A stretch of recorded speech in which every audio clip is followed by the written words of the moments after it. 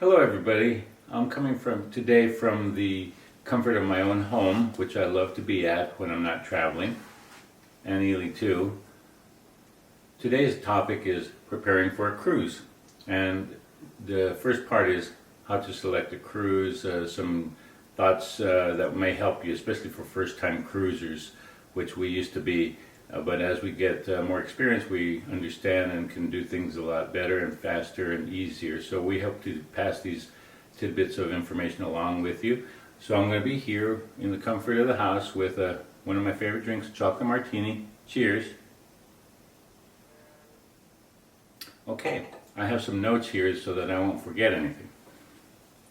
Decide where you want to go and how long a cruise you want to stay at the embarkation port. If you want to go to a port, especially if it's not close to your home, do you want to go somewhere and stay there and research and enjoy the port, such as if you're here in the US and you want to get a ship that starts in Europe or somewhere else, do you want to stay at the port that you're going to be leaving? If you want to stay there a few days to explore, make sure you think about that, the prices, the hotels, etc. You also want to look at the airfare to and from each of these ports.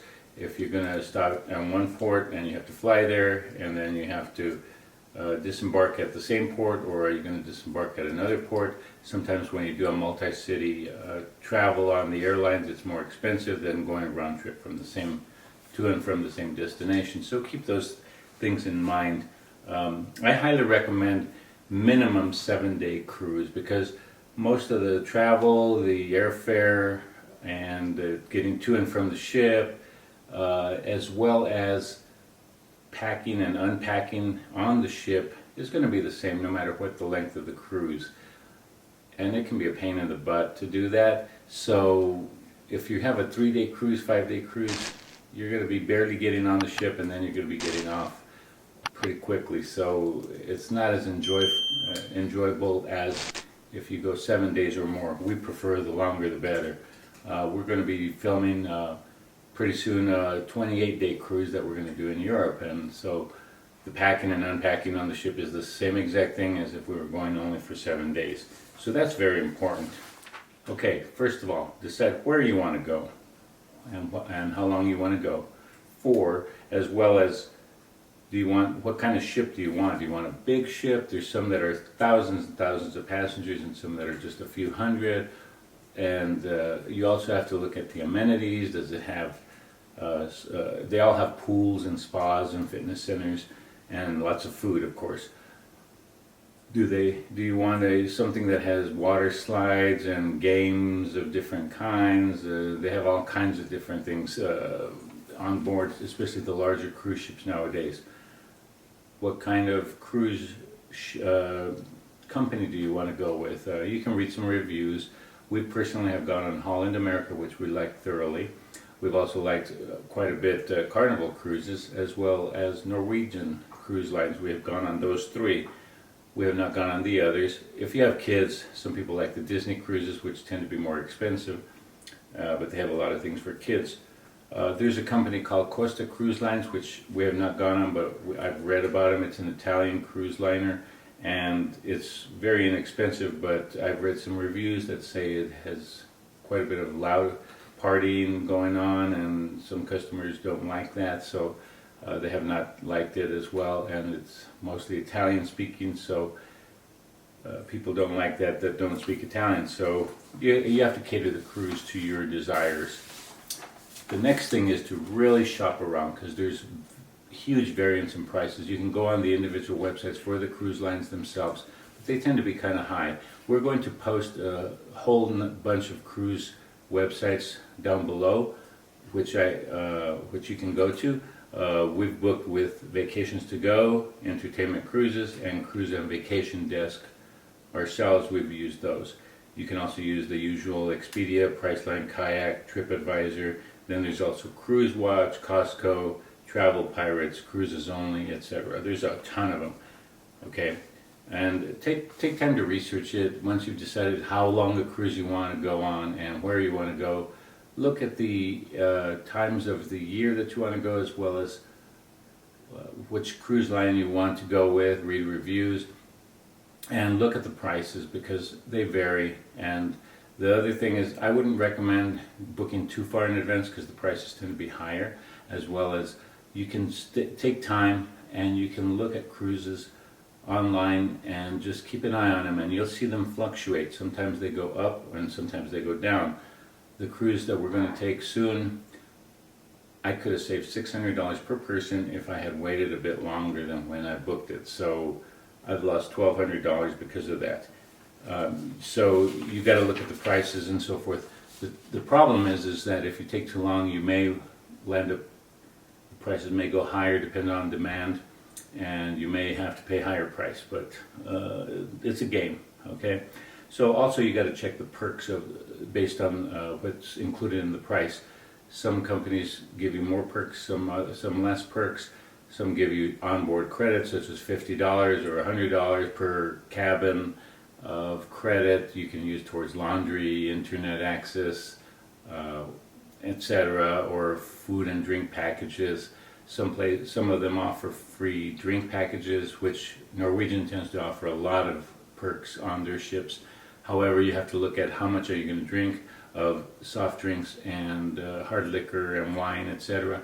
If you're going to drink a lot, that's fine, but I personally, we don't drink a whole lot, so it wouldn't be worth for us to get the free drink package because you have to pay tips on that in addition to the tips that they tend to charge anyway. So they add tips on, so it would have been a couple $100 or more per person, and we just don't drink enough to warrant the extra expense of tips for that.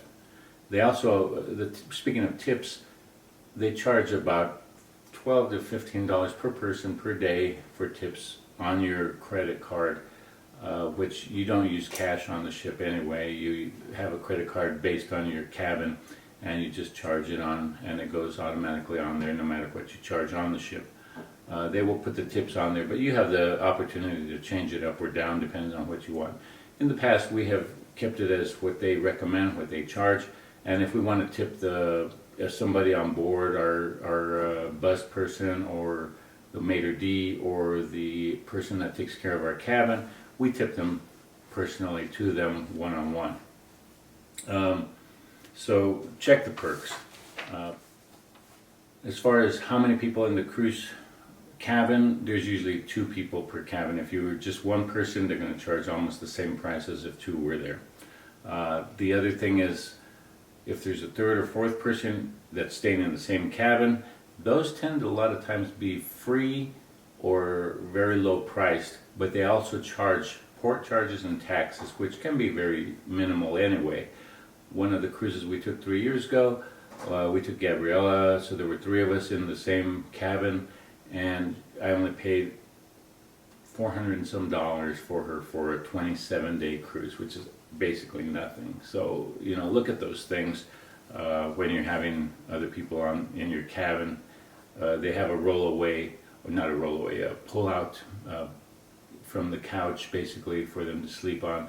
And it was very comfortable. It was a little tight, but it was still fine.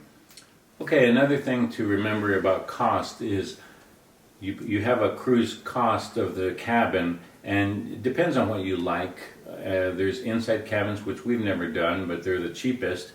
And then there's ocean view, which we've done several times. And then the best we like are balconies, which are more expensive usually, but sometimes they're actually the same prices. Sometimes the suites or an ocean view. So just watch the prices. Again, I encourage you to look at prices for probably several weeks on the same cruise that you're hoping to get. Also, the higher the cruise cabin, the higher price, such as suites, or you tend to get more perks from the cruise line. So just keep that in mind. Sometimes the higher priced ones also come with enough to make it worth the price of a higher cabin, but it's up to you. We've never done inside cabins, but you're going to the same locations, so if that doesn't matter to you, they're very inexpensive. The Caribbean also tends to be less expensive than other ports. The cost overall, you have the price of the cabin, but you also have additional to that. You have to keep in mind and read the fine print that sometimes that includes all the charges, but a lot of times it doesn't include the charges of port charges and government taxes, which could be several $100s. Some ports are much more expensive. They charge more to the cruise line than other ports. So you have to keep in mind, like European ports tend to be higher price than the Caribbean ports, etc. So just keep that in mind, that you want to look at the whole price rather than just the price of the cabin itself, because it can be substantial. Getting to and from your airport, if you fly to your destination to embark on your cabin, you have to look at most of these cruise lines have a shuttle of some kind, transportation on the day of the cruise from the airport to the cruise port, and it's usually a pretty good bargain. And it's very seamless, and you don't have to worry about things. They put your stuff on, you don't have to worry about losing your luggage, etc. So we've taken advantage of that, and it's been very good. But there's been other times when we've stayed overnight somewhere else and then got the ship the next day, and we found shuttle services or something that gets us to the cruise port in a good for a good cost. So just you have to think about those things. Also, you have to think about the destination that you're going at. Are there visa requirements? Most places that we've gone to, like the Caribbean and Europe, there are no visa requirements, but you have to think about that and check online what you need to have, depending on where you're from, where your passport's from. If it's U.S., you have a lot of leeway, but other countries you may have to purchase a visa. Some are very easy to get, some are very difficult. Most of them are pretty easy because they want you to visit and spend your money there.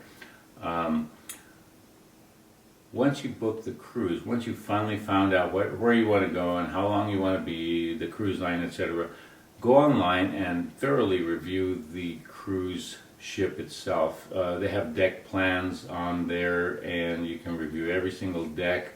If you get assigned a cabin, you can see where the cabin is. Sometimes you can change it. Sometimes for a few dollars more you may be able to upgrade. So you can also check with your cruise person that booked the cruise, and sometimes you get some better deals for a minimal amount of money. But check the location of your cabin if you have it, and you can certainly check where the pools are, where the fitness center is, the restaurants, all these things, where the gaming is, whether there's basketball court or tennis court, and the movie theater. There's a lot of things there on each cruise ship, so just familiarize yourself, and that tends to help. What ports are you visiting? So you want to research those. I've thoroughly researched where we're going, and it really helps because some of these cruise ports you can just walk off the ship and walk right into the center of town. Some of them, they take a shuttle from the ship to the port, and some you have to take little ships tendering from the ship to the port itself because the water level is not high enough to support such a large ship. Some of these you have to go places, a distance to get to places that you want. All these also have excursions. Excursions can be very cheap or very expensive. If you purchase from the ship company itself, they tend to be more expensive. However, the good thing about those is it's worry-free. You don't have to worry about getting back to the ship on time.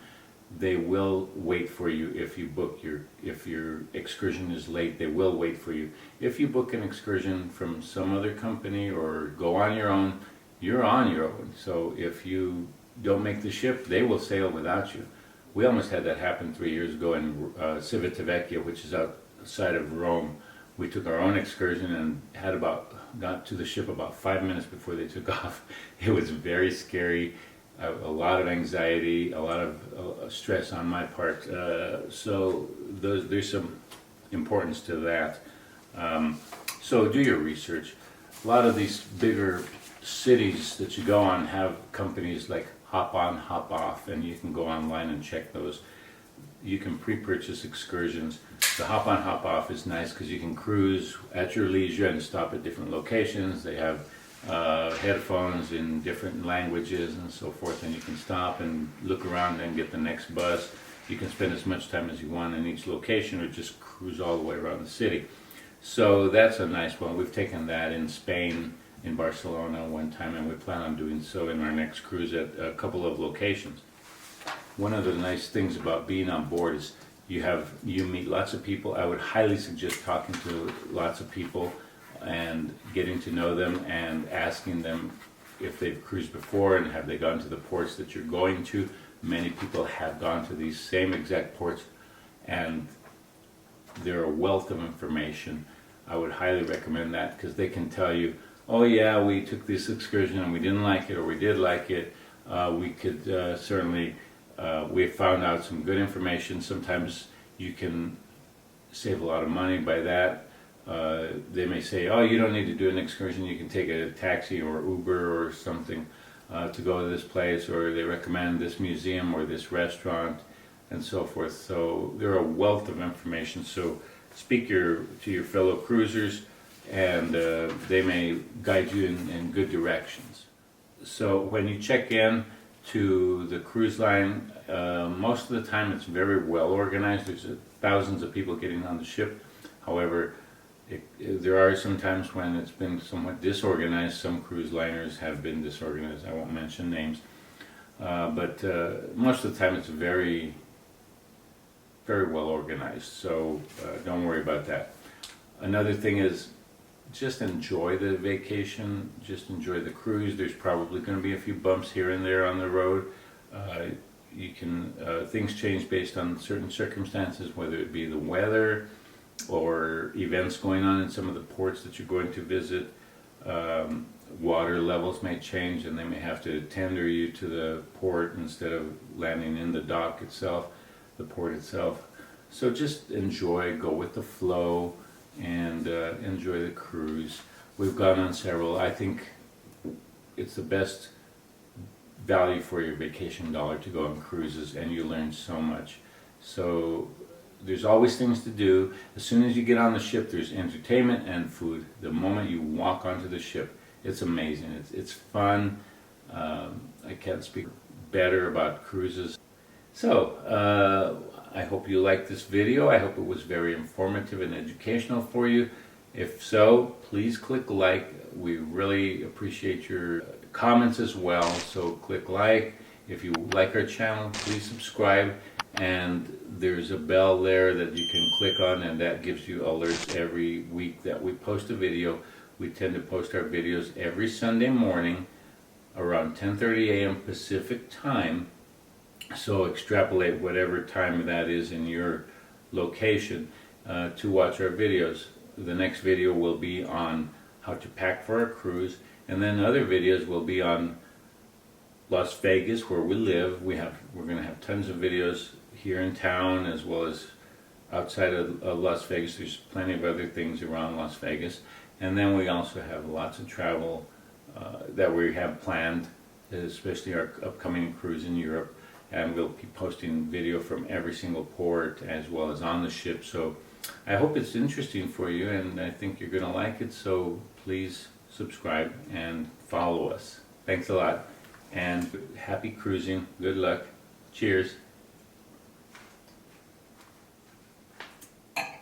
Bye-bye until next time.